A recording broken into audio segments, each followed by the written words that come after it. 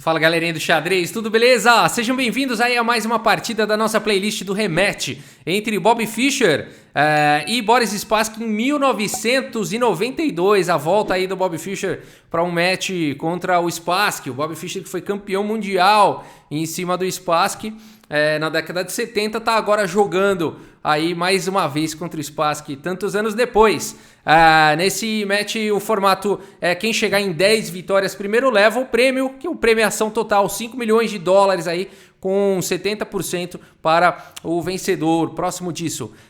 E aqui então, Boris Spassky de brancas contra Bobby Fischer. Vale lembrar, a última partida da playlist que eu mostrei foi a 17ª rodada, está 7-3 para Bobby Fischer. E a 18ª rodada terminou no empate, a 19ª rodada terminou no empate. E estamos vendo agora a 20ª rodada, Spassky de brancas abre a partida com E4. E temos aqui C5 pelo Bobby Fischer, a defesa siciliana. E o Boris Spassky vai para a defesa, para a variante fechada, a variante Keres, que pode cair numa fechada. Da defesa siciliana, praticamente jogando igual ao Bobby Fischer. Será que ele está testando para aprender a jogar de negras contra o Bobby Fischer? Vamos ver aqui. Cavalo em F6, cavalo de B em C3, E6 aqui pelo Bobby Fischer e G3. Então o Boris Spassky está praticamente repetindo os lances do Bobby Fischer de brancas na 17ª rodada.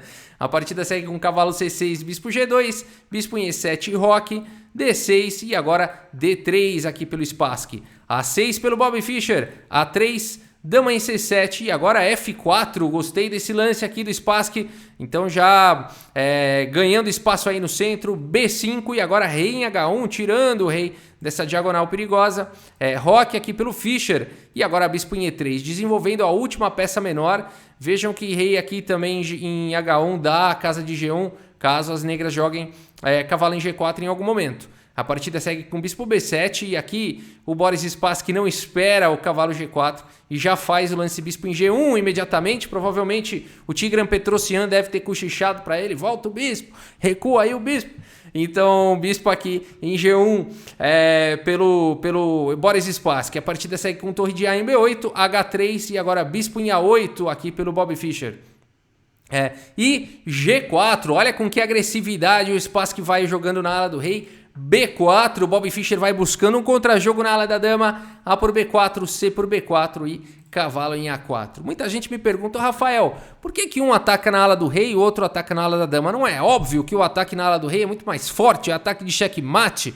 O ponto todo, gente, porque que muitas partidas de grandes mestres a gente vê isso, eles comentam que na verdade é o seguinte: se o ataque maluco da ala do rei não der certo, o rei, você consegue anular esse ataque que ele está fazendo na ala do rei do seu adversário, o rei dele vai ficar exposto. Ou muitas vezes simplesmente você bloqueia esse ataque do adversário na ala do rei e o seu ataque na ala da dama pode gerar frutos. Então não é uma ciência exata, tá bom, pessoal? Não existe uma resposta e muitas partidas têm essa temática, tiveram essa temática e terão essa temática, tá bom? A partida segue agora com cavalo em D7 e agora dama em D2 aqui pelo Boris Spassky, conectando as torres, mantendo mais um NF4, pressionando B4, a partida segue com torre de F em C8 e aqui B3 pelo Spassky, protegendo aqui o cavalo e impedindo o avanço desse peão.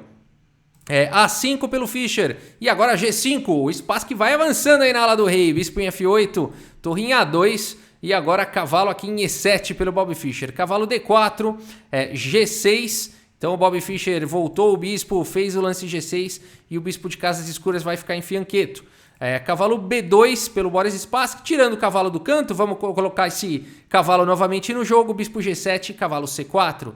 D5 pelo Bobby Fischer atacando o cavalo, e o cavalo então, o Bobby Fischer faz esse gambito, entrega o peão de A5 na tentativa aí de criar uma ruptura no centro, abrir um pouco a posição, e se a gente parar para pensar, essa posição ela é extremamente complexa, é muito difícil de calcular aqui, dadas as milhares de variantes que são possíveis. A posição começa a querer se abrir, começa a existir uma ruptura aí no centro e é muito difícil com esses bispos meio à distância, meio de snipers aí, todos esses bispos, né? É uma posição muito complicada. A partida segue com cavalo por A5 e agora D por E4. D por E4 e agora E5. O Bobby Fischer está fazendo questão aí de abrir a posição. Cavalo em E2 pelo Spassky e E por F4. Cavalo por F4 e agora cavalo em E5. O Bob Fischer também vai melhorando a posição das suas peças. Cavalo aqui em D3 agora pelo Spassky, propondo a trocas. E torre B5. Olha que posição maluca, né? A torre agora em B5 avançando na partida. Primeiro aqui atacando o cavalo em A5. A partida segue com cavalo por E5. Dama por E5 defendendo. E o problema todo dessa configuração aqui, se a gente olhar do Bob Fischer, existe uma vulnerabilidade aqui nessa configuração dessas três peças, porque o cavalo aqui do Spassky pode vir para C4 com tempo sobre a dama do Fischer e seguir para D6 com um duplo aqui nessas torres. Então a configuração é infeliz aqui para o Bob Fischer, o Spassky sabe disso, segue com cavalo C4, dama para o G5, propondo aí a troca de damas. Isso salvaria o Bob Fischer, né? Dama para o G5 salvaria o Bob Fischer, porque aí não existiria mais duplo de cavalo. Então o Spassky sabe disso e ele não pode trocar as damas. Segue com o bispo em E3, olha só, o bispo que estava preso lá, o Petrosian, falando deixa ele aí, e o Spassky não, faz agora o lance bispo em E3. É uma brincadeira, né? O Petrosian é um grande gênio, nunca ele mandaria deixar o bispo em G1. Certamente Petrosian também jogaria bispo em E3, mas a brincadeira fica, a turma fala que ele é retranqueiro. A piada fica. Bispo em E3, então, atacando a dama sai daí, dama em H4, e agora sim, o Boris Spassky vai para o seu duplo de cavalo. Cavalo D6, Bob Fischer, tá complicado agora para você, será que dá para seguir? Vamos ver. Bispo em C3, atacando a dama aí do Spassky. Dama em F2, propondo a troca das damas. Dama por F2, torre por F2 e aqui torre de B lá em B8. Não teve jeito, o Boris Spassky vai ter esse ganho material agora. Cavalo por C8, torre por C8, torre em A7. A torre na sétima atacando o cavalo, fazendo um raio-x aqui em F7. As peças do Boris Spassky, além da superioridade material, as peças estão muito bem posicionadas. Rei em F8, aqui pelo Bob Fischer. Bispo em H6, cheque. Rei em E8 e agora bispo G5 pressionando o cavalo. F6 tentando proteger, entregando um peão para isso, né? Porque agora, enfim, o Boris Spassky tem duas peças atacando em F6 e o Bob Fischer tem apenas uma defesa. Bispo por F6, torre por F6 e agora bispo C6 pelo Fischer.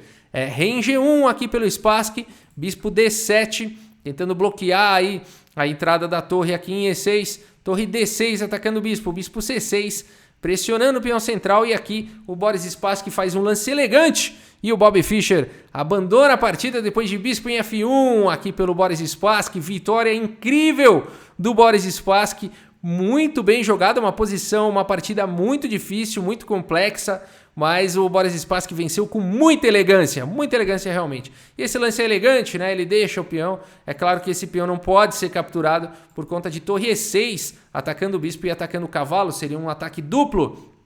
Então esse lance aqui ele é muito elegante. Poderia ter continuado, por exemplo, com torre D8, e aí aqui tá caindo peça, né? Torre por E7 seguido de torre por C6, torre por E7, rei por E7, torre por C6. E aqui o Spassky teria um final com um peão e um bispo a mais, né? Então torre D6, torre C4, por exemplo, torre D1 e torre por B4. 2 peões a mais e um bispo. Não precisa seguir, né? Por isso que depois de bispo em F1, lance elegante aqui do Boris Spassky, o Bob Fischer abandonou 7-4. Olha lá o Boris Spassky mostrando que tá no match ainda, né? 7-4 diminui a vantagem 7-3 e dá esperanças, né? Quem sabe um 7-5 vai ficando mais próximo, vai ficando mais equilibrado. Então 7-4, vamos dar uma olhada no relatório aqui do chess.com e olha só, 94,1% de precisão aí para o Spassky e 85,4% de precisão para o Bob Fischer. Aquele tipo de posição extremamente complexa diminuiu a precisão do Bob Fischer, o Spassky soube aproveitar, foi melhor e garantiu. Olha que precisão absurda do Spassky nessa partida, 3 imprecisões apenas, nenhum erro, nenhuma gafe, nenhuma vitória perdida. O Bob Fischer cometeu mais imprecisões, cometeu um erro e acabou sendo menos preciso, né? Se a gente olhar aqui no gráfico, o Spassky foi bem equilibrado, né? O Bob Fischer foi se segurando, mas dali em algum momento em diante o Boris Spassky levantou voo e foi, né? Vamos ver então, o Rafael Fai, vamos tentar descobrir onde é que Fischer perdeu a mão aí, tá bom? Vamos voltar aqui no tabuleiro, é muito difícil pelas análises do computador, porque ele só dá que o erro do Bob Fischer foi o lance rei em F8, rei F8 e aqui nessa posição as pretas já estão perdidas já. E a análise do computador fala que esse foi o erro da partida, mas aqui as brancas já estão com 5 de vantagem. Tá? E antes de ter feito esse lance, já estão com quase 3 aí pontos de vantagem. Então não foi aí, tá? Mas o computador aponta como primeiro erro sendo esse lance, ele preferiria torre aqui em E8. Mas aqui as pretas já estão perdidas, as brancas já estão ganhas, né?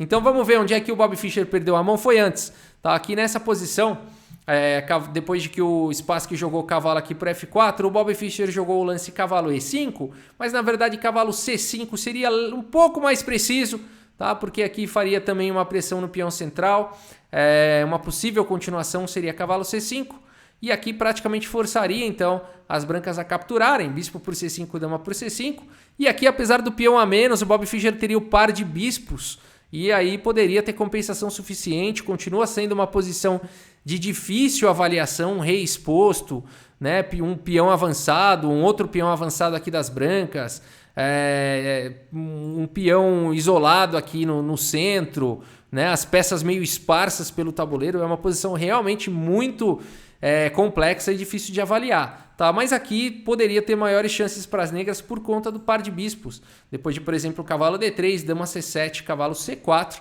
a gente teria uma partida aí bem interessante, provavelmente com mais chances aí para o Bob Fischer. Então o primeiro problema do Bob Fischer foi o cavalo E5 ao invés de C5. É um detalhe, mas nessa turma aí pode fazer a diferença.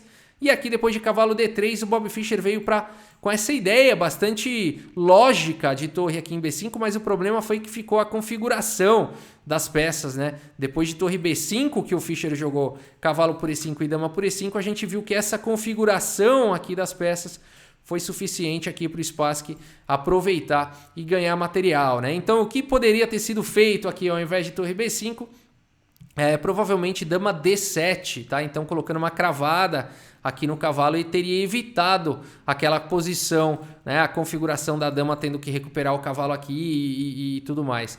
Então aqui depois de, por exemplo, dama E3, cavalo de 7 em C6, cavalo por C6, cavalo por C6, cavalo F4, por exemplo, e aí sim torre B5, que o Bob Fischer queria fazer, não tem mais esses problemas, né?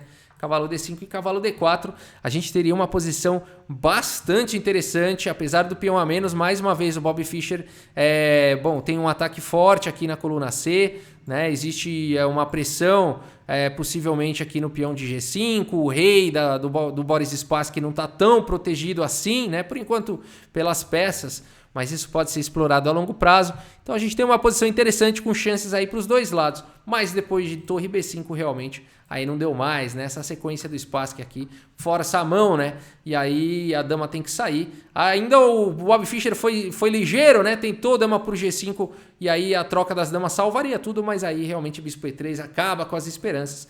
E aí foi questão de técnica aqui para trocar um pouco mais de peças e partir para esse final vencedor, né? Vamos mais um pouquinho aqui, mais uma vez. O final vencedor aqui do Boris Spassky foi culminando aí com o elegante bispo em F1. Bacana, né? 7-4, portanto, aí no match. Boris Spassky reagindo e a gente continua então com a nossa playlist para ver quem vai levar esse prêmio aí, esse título, quem vai ser vitorioso nesse duelo entre Boris Spassky e Bob Fischer. Tá bem, pessoal? É isso por enquanto. Muito obrigado pela sua audiência, um grande abraço para todos vocês e até a próxima. Valeu!